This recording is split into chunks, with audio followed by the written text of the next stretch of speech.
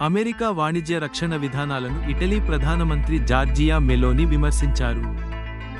Donald Trump పదవీకాలం ముందే ఉన్న ఈ విధానాలు, యూరోపియన్ ఉక్కు మరియు అల్యూమినియంపై విధించిన సుంకాలను ఆమె ప్రస్తావించింది.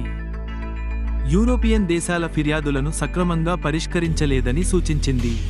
యూరోపియన్ పరిశ్రమలను రక్షించడానికి మరియు సరసమైన పోటీని నిర్ధారించడానికి ఐక్యమైన యూరోపియన్ స్పందన అవసరమని మెలోని నొక్కి చెప్పారు. ఈ వ్యాఖ్యలు ట్రాన్స్ అట్లాంటిక్ వాణిజ్య ఉద్రిక్తతలను మరియు రక్షణాత్మక చర్యలను ఎదుర్కోవడంలో యూరప్ ఎదుర్కొంటున్న సవాళ్లను గుర్తు చేశాయి.